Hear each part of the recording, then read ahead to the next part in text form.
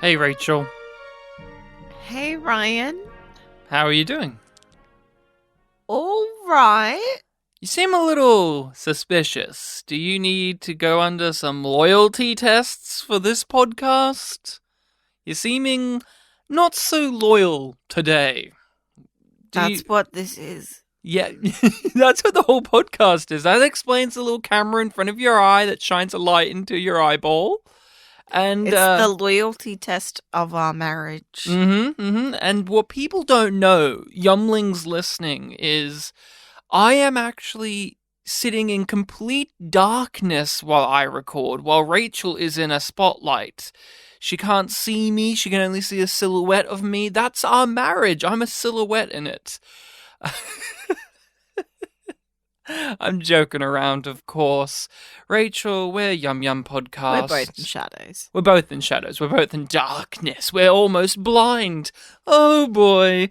We're YumYumPodcast because Star Trek Discovery, which is a television series that exists, it has been made. Yes. People funded that. People got paid for it. A character in that, an individual in that said yum yum, and we thought it was very funny.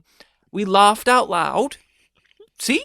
Rachel's laughing right now. She's giggling about it right now. Yum yum. We named ourselves after that infamous line of dialogue, and we carry it into our hearts, and we bring it with us wherever we go.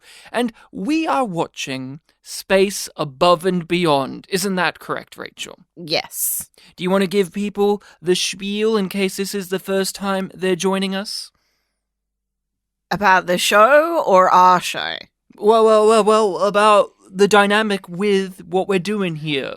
The dynamic. You mean how you've seen the show and I haven't, which is not our usual shtick, but it is for this. Yeah, so that means people can come and listen to us and Without watch Space Above and Beyond for the first time. Wondering, am I going to be spoiled? We highly recommend that you go out of your way to give Space Above and Beyond a watch along with us. Not a lot of people, not enough people have watched Space Above and Beyond, and there's not enough discussion about it, and we're here to talk about it, and we just would love to hear your opinions about the episodes we discuss as well, because, again, people aren't talking about this cult classic show. This is a clear example of what a cult classic is. Short-lived, one-season wonder, was really ahead of the curve in a lot of ways and ahead of the times in a lot of ways, and we are talking about a specific episode that I think is a major example of how ahead of the times this was. We are looking at Eyes, episode 6, and I have the DVD description right here in front of me. And Rachel, you have not seen this before, of course, and last episode you had a few guesses of what Eyes could be. We have watched a Babylon 5 episode called Eyes, which was about internal investigations, and you said, surely it won't be about that. Surely it won't be like that episode of Babylon 5 where they were submitted to loyalty tests. It wasn't just about that. No, there was a lot happening. Let's see how the DVD summarizes this very, very intricate episode. In an effort to get west to help with an assassination plot, the young Marine is told that high-ranking Earth officials knew about the aliens before the colonists were sent to Vesta Colony. That's such a small fucking part of it. It is a small part, but it is a very important part in the tapestry of the show we've seen thus far. Yeah, it hangs off that, but the episode isn't about that. Aerotech. The board of governors that had you removed. The board upon which Diana Hayden sat. It sent the Vesta colony. It sent the Tellus colony. That sent Kyle and Selena to die. They knew. They knew the aliens existed. We all believed we were alone in the universe. But they knew they were there, and they knew what did happen. What did you think? I really liked it. I agree with your summation after we finished watching it, which was, that was a beefy boy.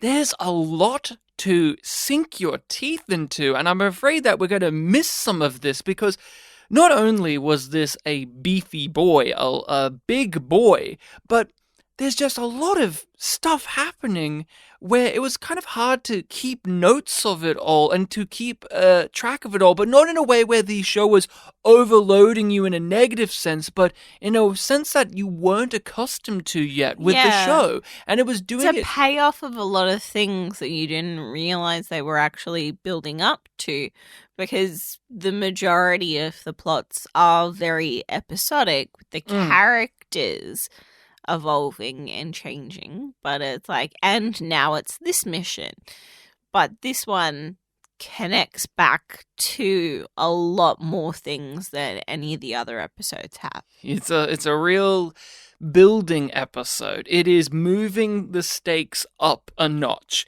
It's elevating the world that we've been inhabiting and the characters within that world. Yeah, it really blindsided me with how much, and that isn't a pun, that isn't a joke just because one of the characters in this is blind, but you know what, I'll take it.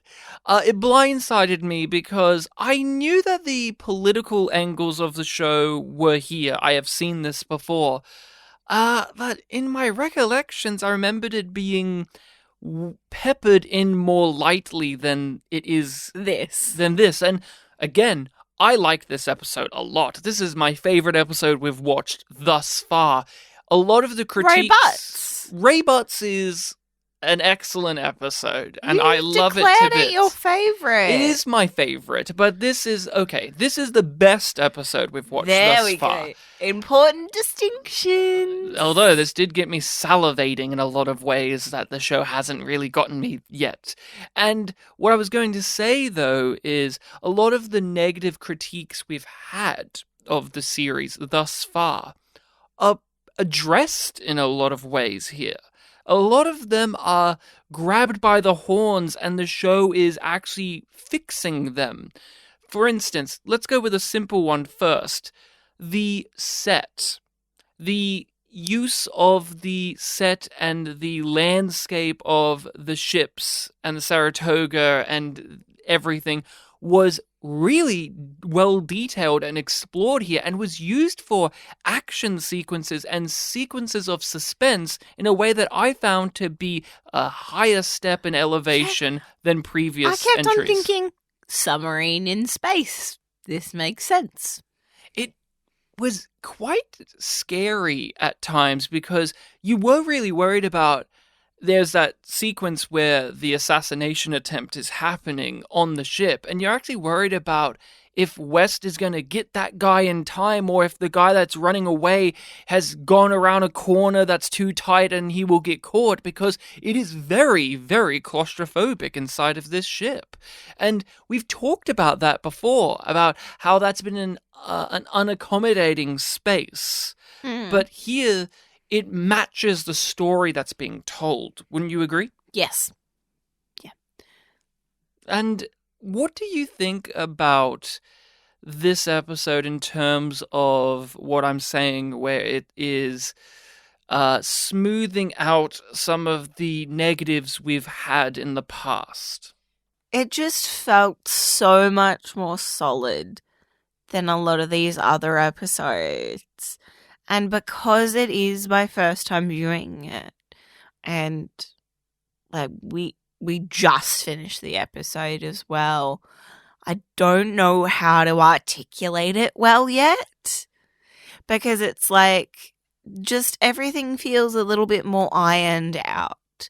Like they know what the world is, they've established all of these key things, and now they get to play with them. And it's just like, okay, I understand how this government system works. Right? I'm like, okay, I get it. I get it now. And the way that I'm like, oh, okay. It's like if the UN actually governed the world. Which is very forward in sci-fi terms for television, because the beloved and acclaimed series The Expanse, that's how that works. that's how they work. The way that Space Above and Beyond is portraying it is very similar. Even down to the head of the UN is this morally complex, grey, and even at times villainous woman. And I was just sitting back in my chair going, wow, this was happening in Space Above and Beyond. Again, I had forgotten some of those details, but yeah, as you were saying, you get a real feeling for the political landscape of the world, but also it's touching upon things we've already had explored in the show, such as the tanks, the silicates are back even. But also I feel like you could, this episode wouldn't be as good if you hadn't watched the other ones. But if you watched this one, you would get into it if it was your thing. Yeah. You were like, oh, I'll check out Space Above and Beyond. And you've missed the first couple of episodes or whatever. And you're like, oh, there's an episode on. I'll check it out. This will be a great one. This is a great starting episode. Yes, it does benefit from having seen the previous ones because it is paying off or furthering a lot of things we have seen before. But just to in explain terms, things well enough within the episode. Exactly what I was going to say. And They explain it it's so well really, within this episode itself. Really good in the way of it feels like it's written with everybody in mind, but not in a way where it feels like it's playing too much to the crowd. It's the explanation that they give can make sense for somebody who maybe missed a bunch of episodes and doesn't really remember, or it's been a while since they've watched it. It seems like it's a good way to introduce somebody to it. And it's also good because it doesn't waste any fucking time when it comes to going back over things. It does it, and I think a key part of that is obviously the way that it's written, but their use of visuals in this episode is amazing. There was this shot where Cooper came out of the shadows of the corner of this little part of the ship that he was in, where he was about to assassinate the head of the right-wing party. And I thought that was a brilliant visual because I genuinely didn't expect him to come out of that corner. The visual language didn't flag it too much. But then, visually, there was a unique camera movement trick that I wasn't expecting to happen, which is when McQueen enters to stop Cooper from assassinating the guy, we have the camera slide over to the right-hand side of the frame in a manner that was very fluid and unique. And I couldn't tell if it was a really great camera movement or if it was a trick within the editing, because I think a part of it may be that where they had the shot, but they've zoomed it in editing and slid it over in the editing bay to achieve that effect. And I thought it was brilliant and daring, and it really made me sit up in my seat, which is not something we've said a lot about in terms of the visuals since the pilots. Yes, but even with certain things that it's very clear that it would be in the script, like the belly buttons on the neck. And we actually get to see McQueen's. We saw that in one of the previous episodes. Yeah, I had to keep an eye out. we don't see it often. He's got his turtleneck. Yeah. But he's having to wear formal dress in this episode, so he can't have his little turtleneck. No. It makes you think, though, that does he wear the turtleneck to hide that? Because he's the only one that wears that turtleneck. Yeah. He looks damn good in it, so I can't. Oh, yeah. Wow, I'm like, yeah. Everybody looks good in this episode, too, though. What I think is the big takeaway here is subtlety. There's a lot of subtlety that is added. And subtlety that requires trust in the audience. You keep just taking the words right out of my mouth because we are on the wavelength of this episode so well. There was this moment, and I knew the answer, but I misled you because this is one of the subtle things I did note down, which is they leave things to linger. And wait ages within the episode to pay them off. So there's this moment where Hayden is having this beautiful, magnificent discussion with McQueen, and we will talk about that because Jesus, that is such a well-written and well-acted scene.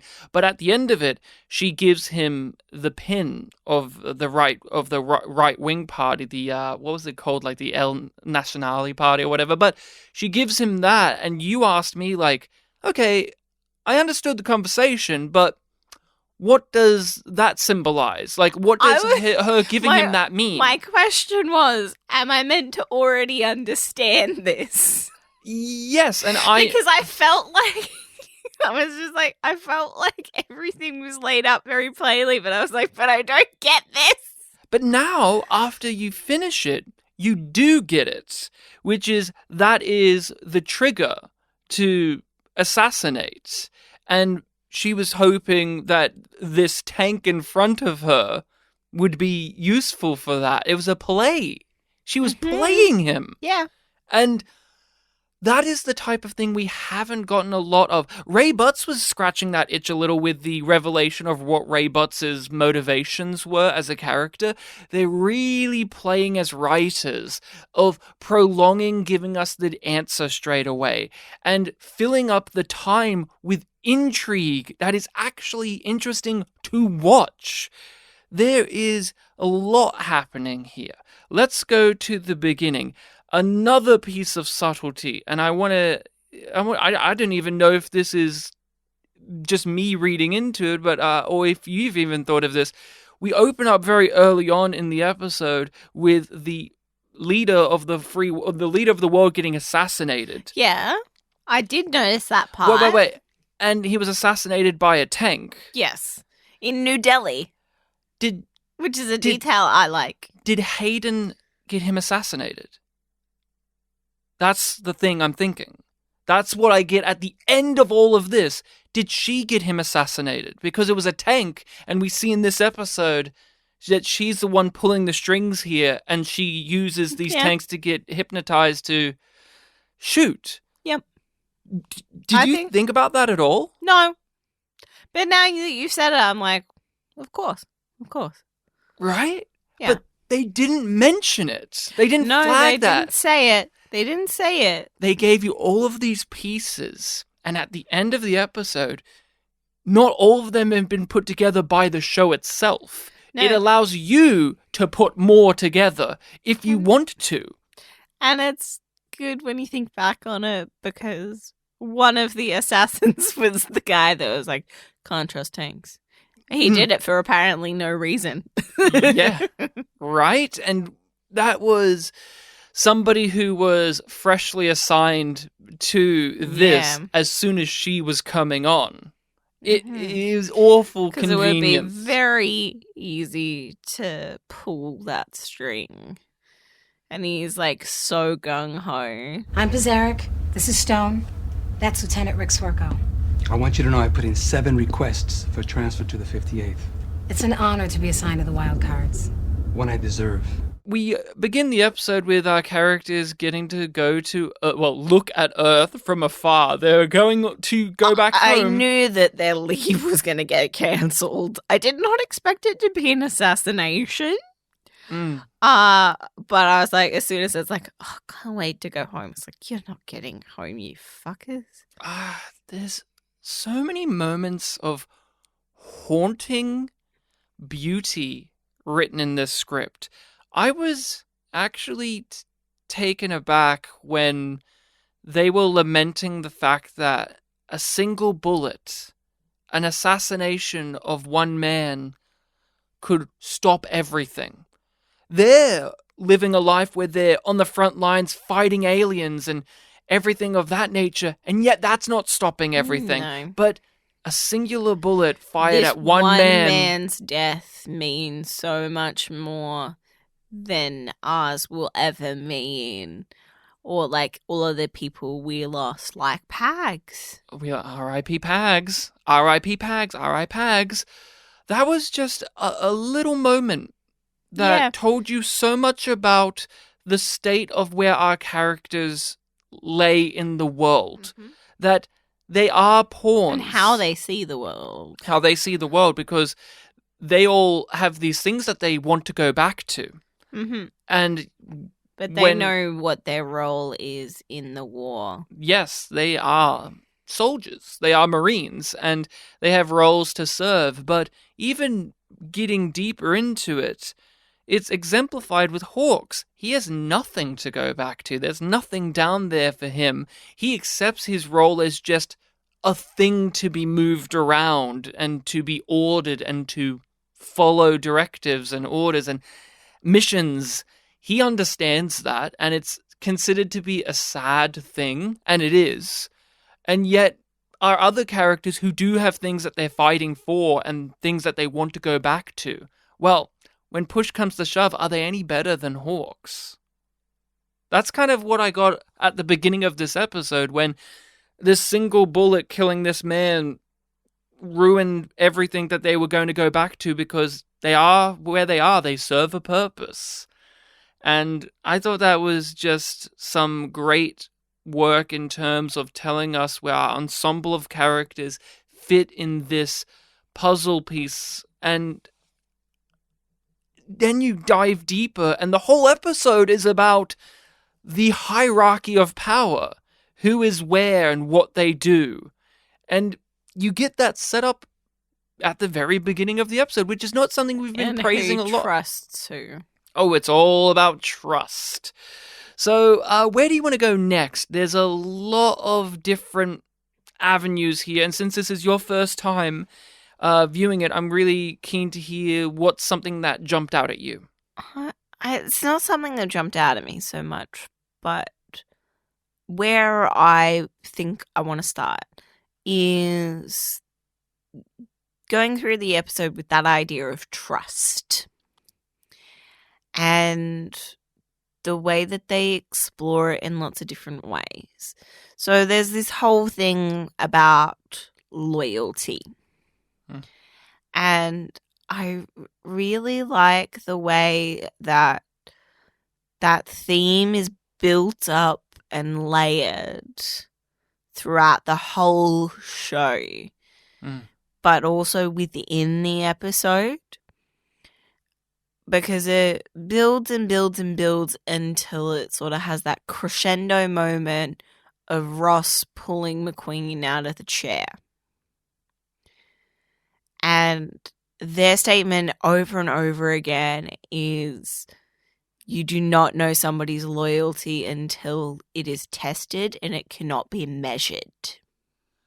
Their camaraderie and friendship. Actions are needed to build trust. And you see that, like, it builds up to that point with McQueen and Ross where they've had years together, serving together. That's what it feels like. That's what it sounds like. Oh, and then that's the moment where you end. But you start with the new crew coming in, and the new dickhead. Yeah, who puts his shit on Cooper's bunk on his rack, and he refuses to remove it. Yeah, because he's better than them. Yet he's wanting to be a part of them. Yeah. So I didn't think that he thought that he was good. He belonged there, and he belongs there more than Cooper.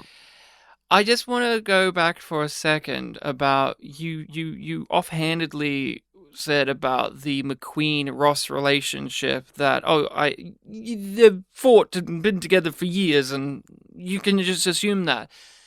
I really want to praise the performances of both those actors, because the scripts thus far for those two haven't had that detail. I was going to say, they haven't laid thick exposition of their relationship. They've laid it in the most boilerplate fashion that you can understand, that these two are brothers in arms, they've known each other for a while, and they trust each other.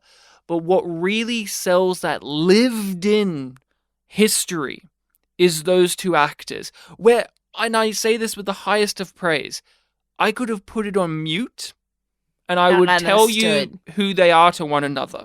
Yep. And that is just magnificent acting on these two. And again, you know what? No, not again. I'm removing this. I was going to say, oh, I would have watched a whole episode of these two guys, but everyone in this episode was worth watching. My instinct is to say that I just want to watch a whole episode of those two guys because they're so mature and grounded, but I thought everybody was coming in hot. But you were looking at what jumped out at one of the things that jumped out at you is this ongoing theme of trust and loyalty, and how this has been something that has been in other episodes, but it is the main thing to explore in this one. What were some other moments that leapt out to you when it comes to this? A particular thing that I liked is the way that the bodyguard tries but unsuccessfully manipulates West by trying to use his loyalty. The idea of loyalty to the government, to the ideals, right? And a part of how that fails is because of the way McQueen has trained and treated them, because he consistently reaffirms that, like, these people are your family, you trust them with your lives, they trust you with their lives. And you see this over and over again. And that idea that bleeds through of judging somebody by their actions. And West has no reason to trust this guy's word. McQueen... And he wants to see what happens, though. McQueen, although doesn't see himself as a tank, he sees himself as a Marine, as we have explored in previous episodes. He is against a role model. And even though West has bigotry against tanks, whether it is because they got him off of the mission with his girlfriend, or because Cooper and him butt heads at times, that bigotry within him still gets questioned because of somebody like McQueen, who is a tank, who has somehow risen through the ranks. They even question that in this episode.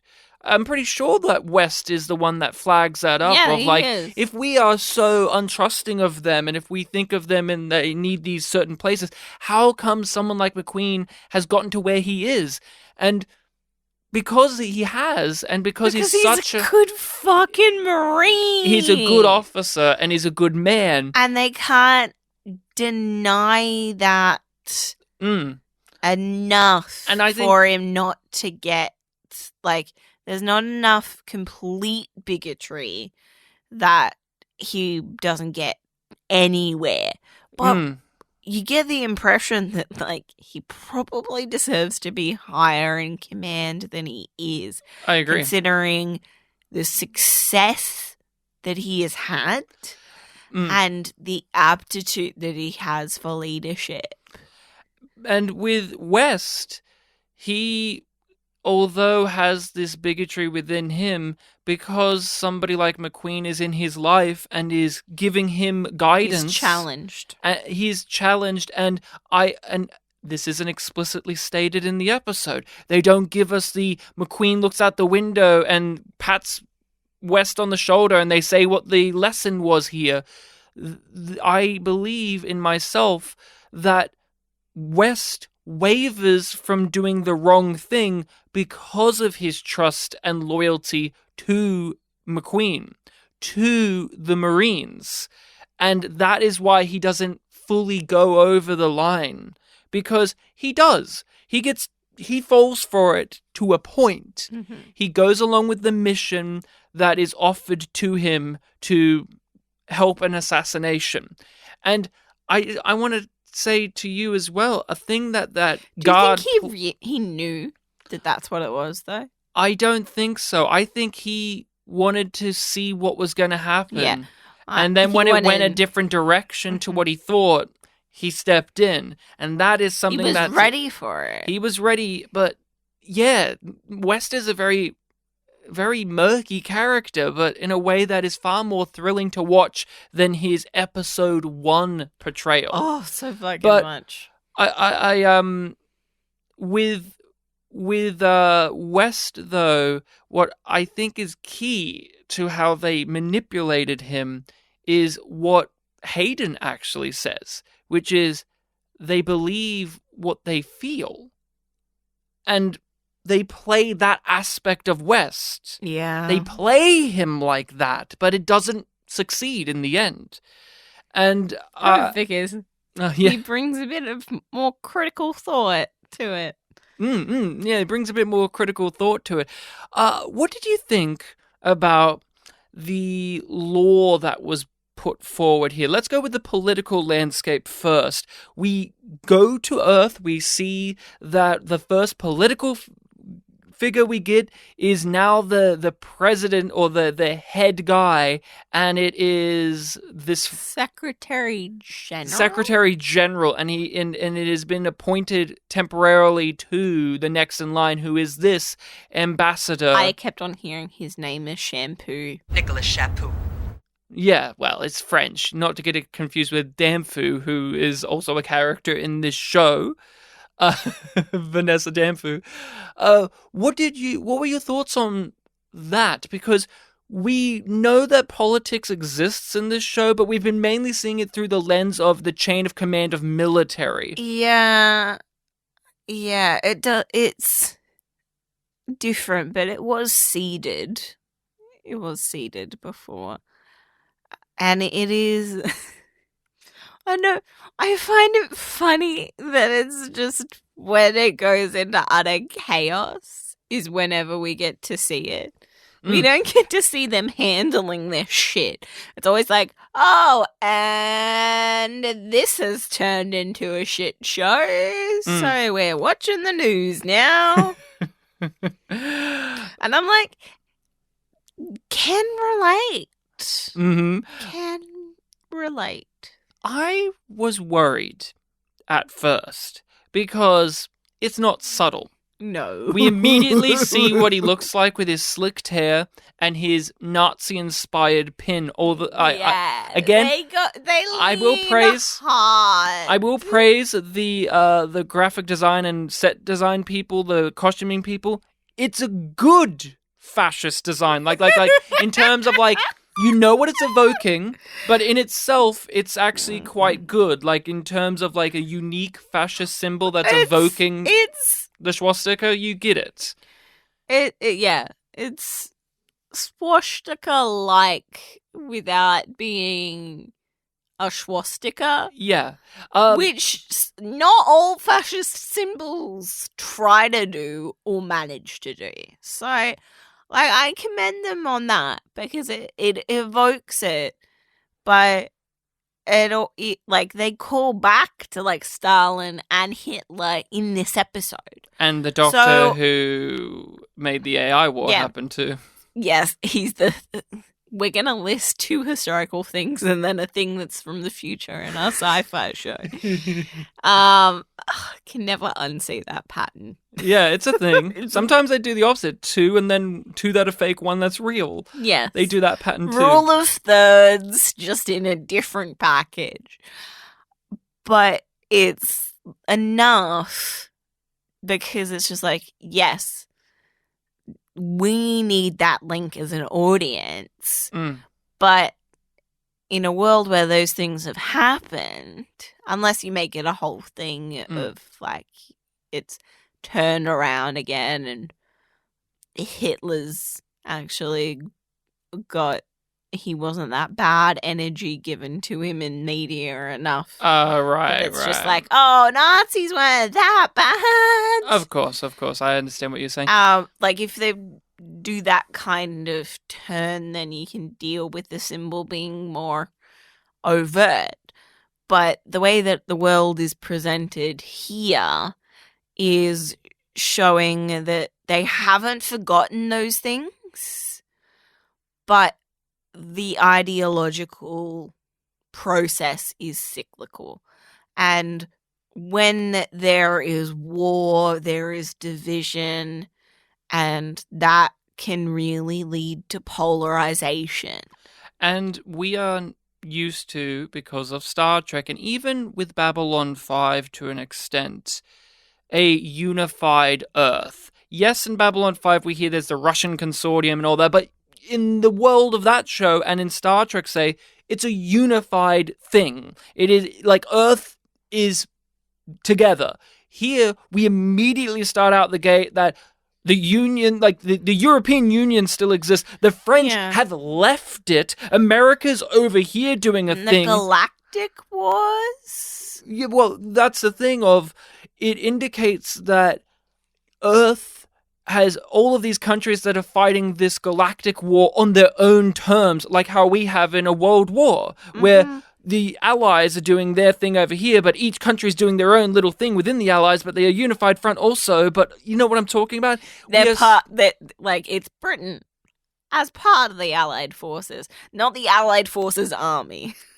Yeah, and what I was going to say is I was worried at first about the lack of subtlety on this fascist character, this right-wing character. But as the episode went along, they added little tidbits and information and characterization that made him in this universe a viable thing that would exist. Something that I understood why he's here, rather than just the writers looking at you, the audience, going, watch out, this could be us. And he was the lesser of the two evils that we had here, which is fascinating. But with the way that we perceive those parties, it's like, oh, communication, civil rights, all those things are tick boxes for us as viewers. So it's like, oh, she's the good guy. She wants to do these good things. She's progressive. And then we see her be behind these heinous acts. And they even tell you straight up at the beginning, though, that she was a board member of Aerotech. So even a seemingly progressive, freedom-fighting, oh, I'm all for in vitro rights, is a capitalist. She was a member of a board. And do you want that as your leader either? Well, the answer is no. Many times we've seen that be the case, and it hasn't led to great things. And what I thought was rather intriguing, though, about the right-wing guy was they didn't characterize him as a mad, frothing lunatic. We never got the impassioned speeches that you would imagine him to give. They actually did something that I thought was clever. And they said in a line of dialogue that he is helping support all of these underdeveloped nations in the world, which is, again, furthering the idea that there is a hierarchy, that there is levels of power on Earth. So there are obviously countries that are nowhere near the level of advancement that the US is. So I would gather that, say, Argentina, for instance, I don't think the Argentinians are up in space necessarily. Who knows? Maybe they are. But that he is the guy that is helping them, while the other lady isn't. Yeah, which I believe was rhetoric that was used to convince countries to join the USSR. Shampoo, however, has been the champion of underdeveloped industrialized nations, which make up a majority of the UN. An emergency meeting of the UN Electoral Council will occur, for security reasons, at an undisclosed location, rumored to be off-Earth. The silicates are introduced in this episode as a red herring, of course. They never come back in the outside of that one scene, but it was a nice addition to the Hayden character that she puts on this front of being this progressive person who's willing to communicate with the aliens, and to further cement that as her mentality to throw us, the audience, off of her being a villainous character.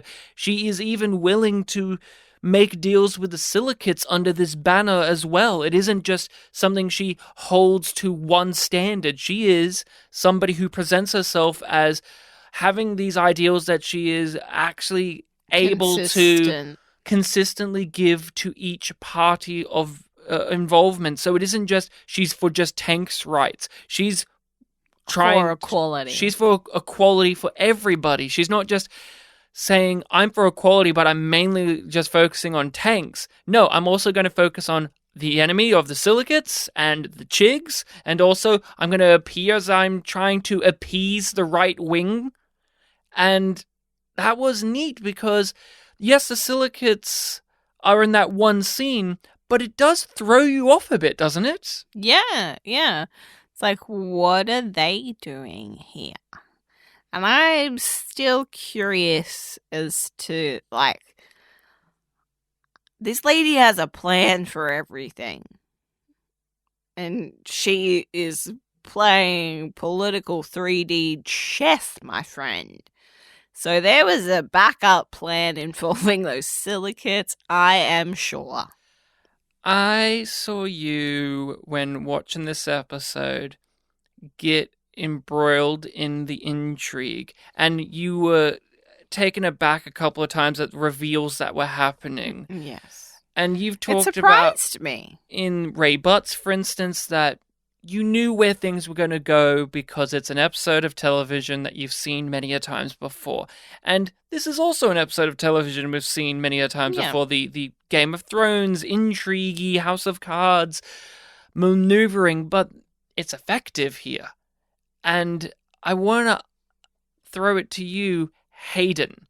What did you think of this character? What was your journey with her throughout all of this? She weirded me out. Because she's blind? No, just the way, like, the way that she enters the episode, I just found off-putting. Because Was she secret cargo? Yeah. Mm-hmm. Yeah. I'm like, this is fucking weird. I don't like this. So I was kind of like just put off by her and the way that she... You were uneasy about her from but I the just moment realized- she entered the ship. Because we did just meet her realized before part then. of what it was. Mm-hmm. She doesn't live in the grey. Mm. She wants to live in the black and white. Mm. And she is the arbiter of that. And that confidence in her righteousness and internal validation. And that idea of, I've been put here for a reason, came through in the performance long before it came through in the script. And even with what you just stated there, to me, that is a performance of the character. That portrayal, because she is very grey, she is dirty, she is lying and a manipulator, and she's willing to put on facade after facade after facade after facade, where I can't tell you after this what her real agenda is. Her real agenda is power. Yeah, but for what ends? Because she does seem more than just power for power's sake. No, she's more if than she was that, Cersei she Lannister. wouldn't be more. She wouldn't be as shady as she is. But did you expect it to be okay? So I did expect it to be a twist. See, the episode tipped its hand with me a bit too early because I know scripts. And And unfortunately, some of the time that ruins the fun for me. But the point where I was like, oh, she's going to be some form of evil was when she was like, no, I never use security. Oh, really? Yeah. And she's like, he's like, I offer you my personal bodyguard. And I was like, something's going on here. Nah. Smells funky to me. But she was portraying herself as a virtuous person of the people. Yeah, and You don't believe that, do you? I don't buy that in this show. In this show. I understand. For myself, I knew, not only because I've seen the show, but I know this actress. She often plays... Dubious? She was in Desperate Housewives, and she was excellent, and her character was... I remember her in Desperate Housewives. She was a righteous bitch, and I loved her so much. But she is an actress. She's a very good actress, but she's one that you hire to play these type of characters, and she does it very well because conniving is a great word for a lot of her characters. She does do a very convincing job of playing up the optimistic side that the character is putting on, where you have that conversation with her and McQueen, and it is captivating.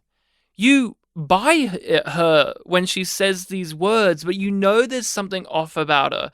And a part of it is, well... But is it just she's a sleazy politician, or is she a legit evil politician? And this episode plays around a lot with Blade Runner as an influence. You get a lot of Blade Runner isms.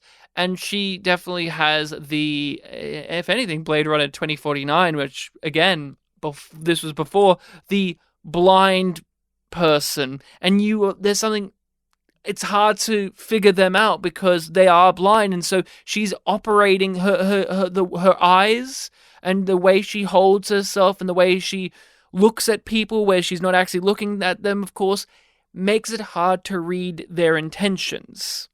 Yeah. So that is an extra layer added, and I think they did that on purpose to help throw you off of how to pin down her character, because she's playing it as this sweet, sincere, progressive person. But I can't be dangerous. I'm blind. Which is such a weird fucking trope. Well, I wasn't even going to say it's that even. Sorry, that was... Yeah. Like, that's not... I wasn't even leaning into she's not dangerous because she's blind, but more that her physicality is unusual because she is blind, her character. So the way that we read social cues and body movements and gestures is in a different way because her character is unable to do those things because she is blind. She even has that sequence that scene where she talks to Danfu and she explains how she's been blind since birth, and you need to explain... One of the last people. Oh, yeah, the final fuck you for her. And explain the planet to somebody who's never been able to see. And that's how we have to judge her. That's actually a great moment of telling us how we have to look at her character. Instead of looking at her character from a way that we usually do with people, like with the right-wing guy where we look at him via physical things, like he has the slicked back hair and the pin and the way he holds his body and how he never breaks eye contact and those things that we those things that we use to judge people, we can't use them as fully with her because of her disability. I think that's a huge part of it because there's an eeriness to those foggy eyes and the thing on her head and the way that she looks around a corner and you don't know if it's because she's looking for West or if she's just gaining her surroundings with her sensory thing. And so you have that conversation with McQueen. And I got chills throughout the whole entire thing because how much of the things she said has come to pass in recent times, politically speaking. Yeah.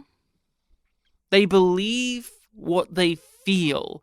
And it's not that she ends it there. Do you remember what else she had to say about that? No, I was just kind of in awe of the whole thing. I don't remember specifics. That we shouldn't expect those people to go away, and we shouldn't ignore them either. It would be foolish to do so. Yeah. Because they have abilities. Look at this guy. He's got so many countries in his grasp. They're powerful people. Just because we think of them as fools and think that they are lesser than us, we shouldn't. We shouldn't underestimate them. Can't count them out. Can't count them out. And how she rebels against them, but you have to do it in a way where they don't notice. Because they don't like being condescended to. They don't like being contradicted. They don't like being confronted. Or else they double down and they get worse. And that scene was just made my skin crawl. These are strange days, Colonel. There are a lot of scared people. And I must admit, with good reason. And there are a lot of paranoid people with no good reason. They believe what they feel. To patronize them is a serious miscalculation. To ignore them, to hope that they will go away is very dangerous. So you stand up to them? At the right time. And you can't let them know you're doing it. Whoa. Did you think he was going to die? Did you think that she was going to succeed at assassinating him? Yeah, I did. I did. And what did you think about I thought it was going to be a ricochet. So that it wasn't really Queen's or Cooper's fault. Or he shot himself somehow. He fell over with his own gun. Well, he had it cocked. He had it cocked and ready. She becomes the leader of Earth. The chief. Was it the Secretary General? Sorry. Yeah, and she's still in that corporation's pocket. Nobody gets out from that. Especially when they say that she resigned over, a potential conflict of interest. It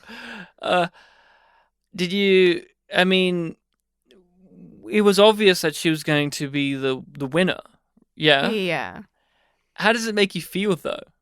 I kind of go back to West's line of, the world decides. The world has decided that she's the person for the moment, and we will see how that plays out. Well, did the world decide, or did she decide by getting the previous guy assassinated so that it gave her the opportunity to be where she needs to be? Yeah? Yeah. How much manipulation is going on? And I raise this as how does it make you feel, because how does it make you feel about the state of the show? Because this is an episode, as we said, it's building up stuff, it's doing a lot, but it's expanding the scope of what we can do in this show. Because for the moment, it has been very much our guys versus Chigs, our guys versus Silicates, our guys doing grunt work. Now we have opened it up to Earth is a big thing at play, and it's a thing at play in terms of political stuff. It is really interesting what they're setting up, and that there's so many different conflicts that are happening in this show, and they really are trying to diversify their thematic exploration of conflict, trust, justice, loyalty, Bigotry. And it's just another way that they can do that. I don't know how well it will go in the next couple of episodes, because I'm like, this seems like a thing that they're gonna back away from and come back to and back away and come back to, because the episodes have to revolve around whatever mission the Saratoga and the Wildcard 58 are on.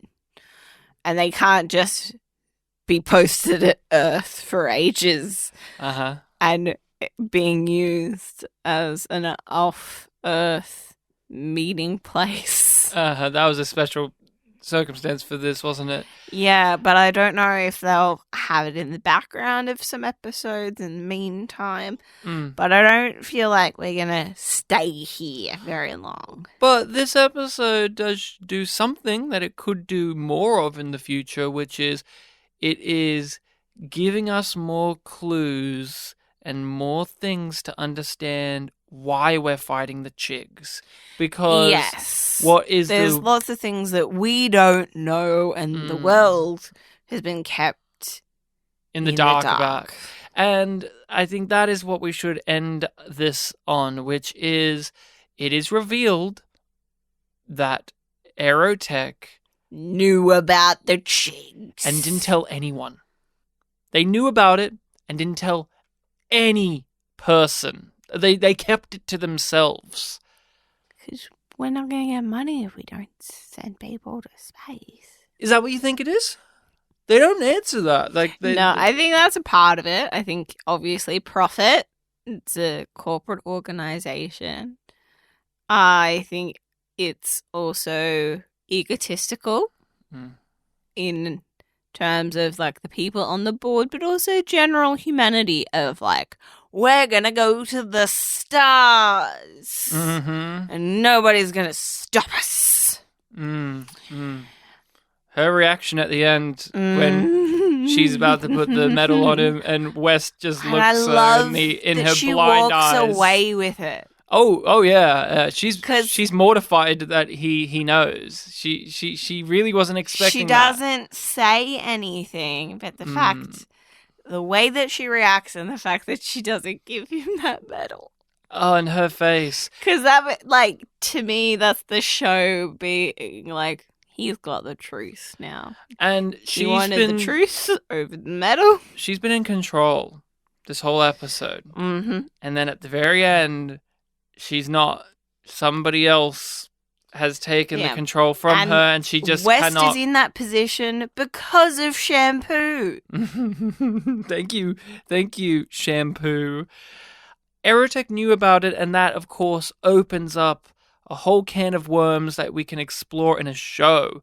And yes, we both know that this series was cancelled, but we still have another 20-something episodes, or even maybe a bit less now, of time where we could see what they will do with those threads that they're playing with already, because they got how did they know about how did they know about the aliens?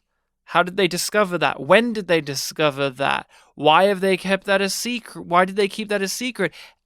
And that conversation, that speech she gave about the conflict between the two, the Chigs and Earth, and comparing it to American history. How does it frame that now, knowing the information we do? Because when she's explaining it, when she's doing it, we are being led down a certain path of understanding. But now, when we have the more context and more information about what she knows and what she's been a part of, how much does it recontextualize that speech she gave? This is stuff that it leaves you to chew on. This is, I think, maybe the first episode where I've been I want to watch this again. I want to turn around, watch it again, dig deeper. And I want to stress this. We've done a lot of talking about the world building and the setting up and all of those mechanics of how this tells the story and the execution of it and the writing. The episode does not forget to tell a story within the 45 minutes. It No. isn't just spinning its web. It isn't just It's promising very things to come down the clear line. what's happening at the center of this. But there's all these things added in. It's like you've got your meat and potatoes that's going through. You have the plot that's happening. You have the mission that the Saratoga is on. Mm. But then you have the added element of the tank stuff and the loyalty stuff and adding in the political stuff. And you get all of these beautiful layers that come through in the episode. And it doesn't sacrifice building of characters for it. Space Above and Beyond has been very guilty of wasting its potential thus far. We've had good episodes, yes, but it has showed us that it has a good world, it has good characters, but you watch an episode like, say, Mutiny or The Farthest Man from Home, and you are just watching a frustrating thing that is wasting its experience, like the experience that you could be having with this. And this episode shows us the experience we could have been having.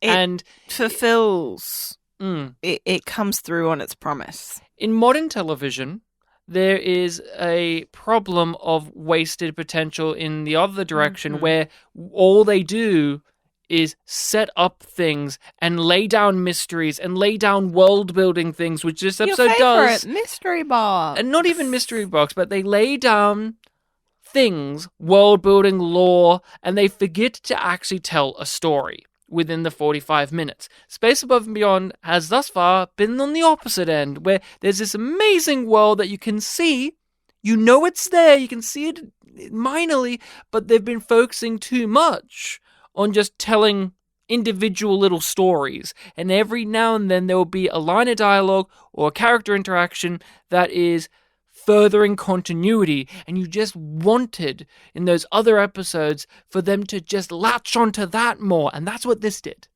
Yep. That's what this gave us. It fulfilled the function of furthering the mysteries, giving us more details of the world, but it told a story and it gave character arcs within this episode, as well as for the remainder for this episode, as well as the others, for characters. Like, McQueen goes through a journey here. West goes through a journey. I liked him in our this. Our characters are changed. This is a good officer. This is a damn good man. And I don't need your machines or your questions to know that. Commodore. With my own eyes, I have seen this man risk his life for me. And he's seen me risk it for him. No dial or meter can ever understand that. And clearly, neither can you witch hunters. Sir, this is not your place. This is my sheep. Now you get the hell off her. I give this episode a yum yum. Yum yum. It's a yum yum for me, too. Yum yum. The next episode is called The Enemy. Any guesses on what the enemy could be? I think it might be a layered meaning, like Eyes was, because we didn't fully dissect that. Well, yeah, there was a few things There's going a few on. things, We yeah. touched upon it briefly, but yes. So I think it's going to be maybe the enemy within and the enemy without sort of situation of like there's some internal conflict. Okay. And they're asking some more questions about the chicks. I don't think we'll get any answers. Uh-huh. I feel like that's going to be part of the season finale that does the whole sort of Answering things? yeah, answering things, but also fuck you, we're blowing this up. Oh, sorta. yeah. I can't remember the enemy just from the title alone. I would agree with you. It could be... Now, this is me guessing. I think it will probably be an episode where we get an understanding of our characters' backgrounds, perhaps? Maybe. Perhaps things that are their dark thing within them. You know, we got teased in this episode. Cooper's killed a person before. Yeah, We didn't get an answer to that in this episode. They left about that it with McQueen, and McQueen knew about it. Yeah, and so they've left that dangling there. Maybe that's something they will pick up. There's dark stuff, like we know Vanson has a tortured history. So maybe that's what the enemy is, but I don't know. We'll have to find out. You are before you do that though. Yeah. I believe last episode you said that you didn't remember much about Eyes. Yeah, it's just from the title. Yeah. But how do you feel about it now? Are you like, I can't believe I forgot this episode? Or again, it is... Or really glad that it got to surprise you again? I think I stated it earlier.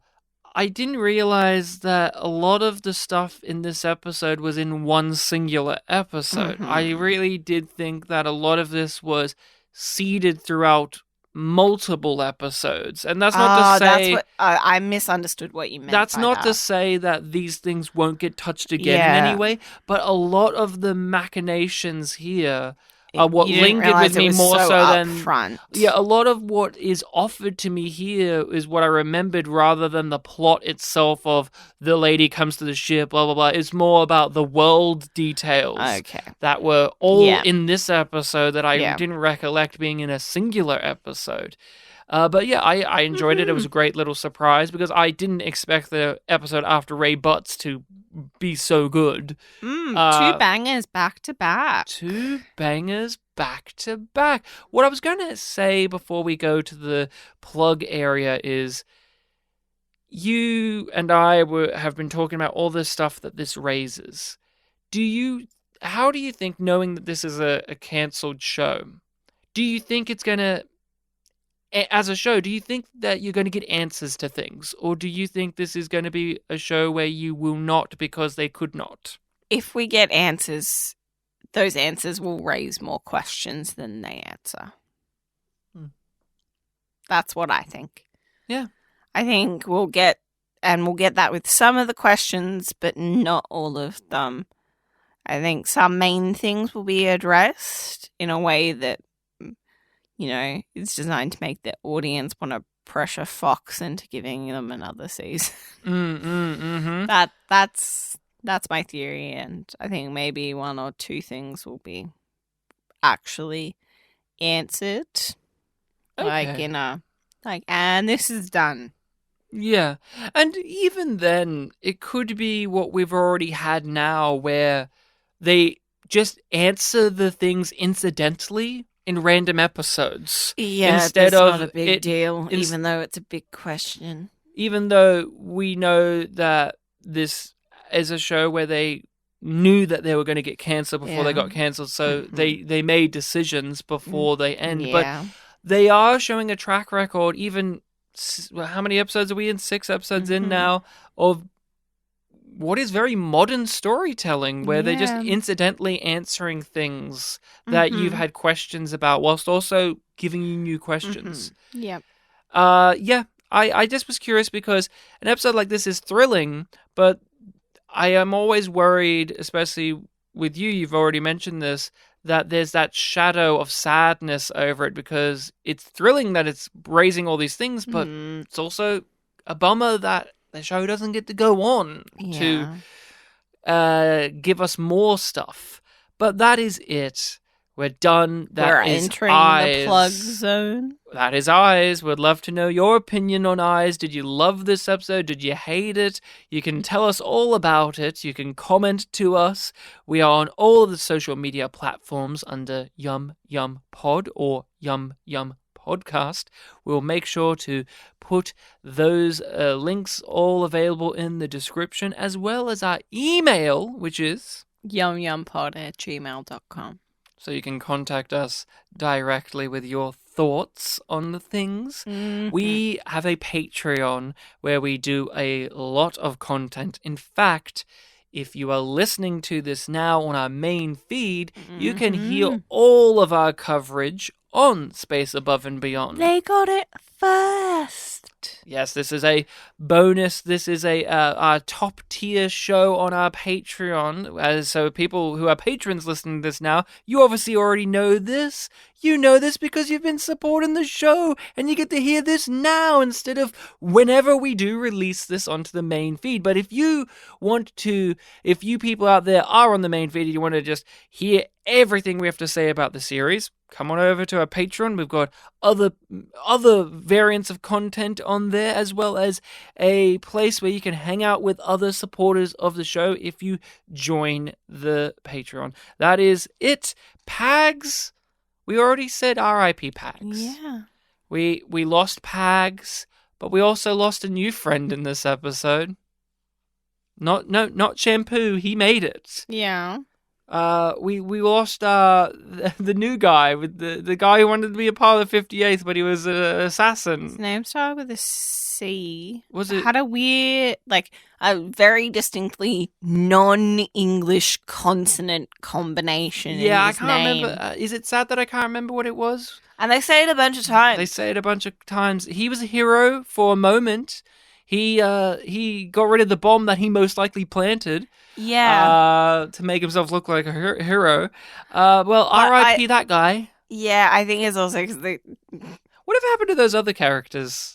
You know, his other group of people he came on? Yeah, there were two others that did stick around. Stone. Vanessa was having a conversation with one of them, I think. Stone, I looked it up, is the guy, he's the sunglasses guy from the pilot. You're fucking joking. Same actor, and that character's name was Stone in the pilot. So it could be the same character or just a coincidence, but I doubt it. And here's another fact to end the episode on. How did we almost not get to that? And here's a fact I'll end the episode on. There's lots of people that won't hear this because they don't stick around for the episode. The interrogator of the loyalty test is the actor who plays Mr. Healy in Orange is the New Black. He's just doing a French accent in this, and he's young.